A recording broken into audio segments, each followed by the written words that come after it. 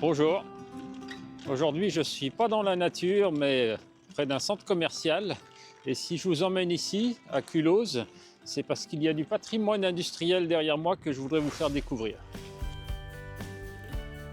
Alors c'est un lieu devant lequel je passe régulièrement quand je pars en balade et il est à côté d'une route assez fréquentée. Alors, Culot se trouve au nord du lac du Bourget, à proximité du Rhône. Et si vous êtes un amateur de cyclisme et du Tour de France, vous connaissez peut-être le passage du col du Grand Colombier, qui est juste à côté, au-dessus du Culose. Et pour les amateurs de nature, les marais de Lavour, qui sont d'importance européenne. Alors dans ce lieu se marie du moderne et de l'ancien. En face à face, on a donc ce vieux bâtiment, partiellement en ruine du 19e siècle, et une zone commerciale carrément au 21e siècle.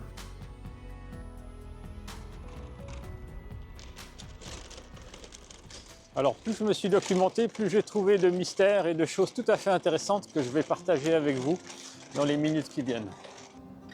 Ce que j'ai découvert en faisant mes recherches, c'est que dans cette ville de Culose que je connais, il y a un homme extraordinairement célèbre qui y est associé, un homme mondialement connu et avec une importance historique. On y reviendra dans un moment, mais pour l'instant, focalisons-nous sur cette usine. Et on peut s'interroger sur ce qu'elle produisait. Alors, le nom de l'usine dévoile sa fonction. C'est la Société anonyme des chaux et ciments de Béon-Lurieux. C'est donc une ancienne cimenterie. Mais on verra tout à l'heure qu'elle cache un secret, qu'elle est bien plus que cela.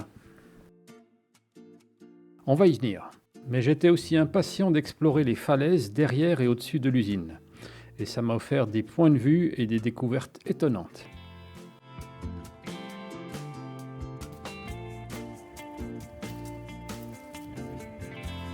De là-haut, on a une belle vue sur la zone commerciale et artisanale, mais aussi les marais de Lavour, et bien au-delà parce que le temps est très clair aujourd'hui.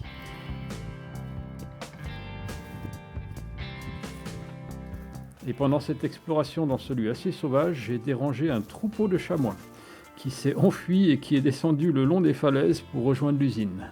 Donc peut-être les nouveaux habitants de l'usine.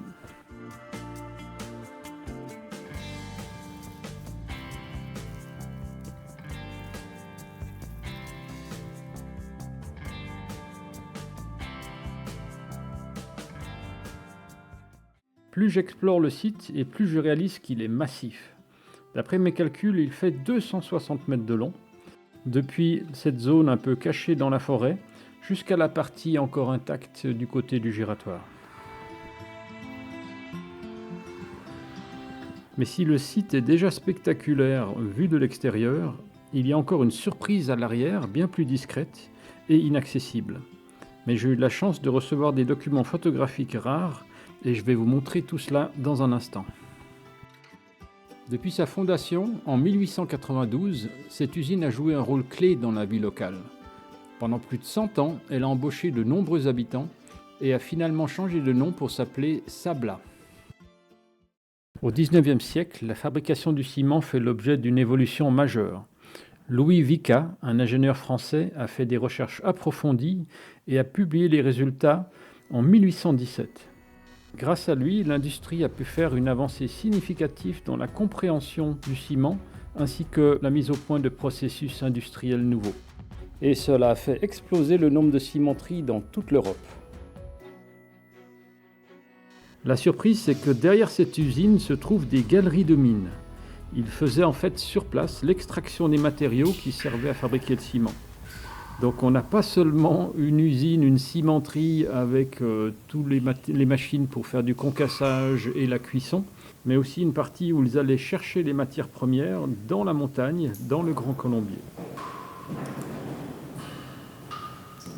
Ces galeries étant condamnées, j'en ai pas fait l'exploration et les photos que vous voyez ici m'ont été aimablement transmises par une personne qui en a fait l'exploration il y a une dizaine d'années.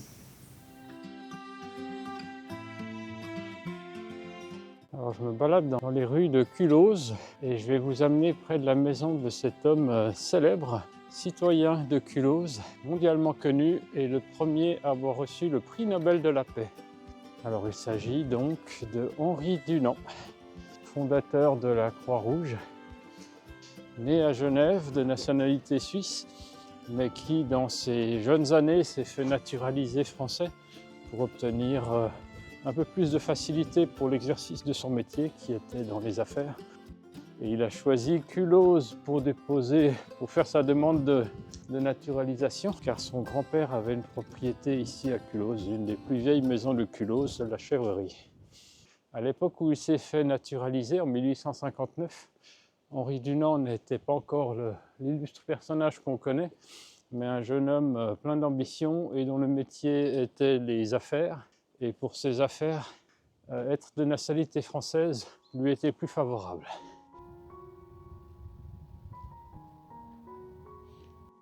Alors, j'espère que ça vous a plu. Si c'est le cas, mettez un like et si ce n'est pas déjà fait, abonnez-vous. Et puis à bientôt pour de nouvelles aventures. Bye, portez-vous bien.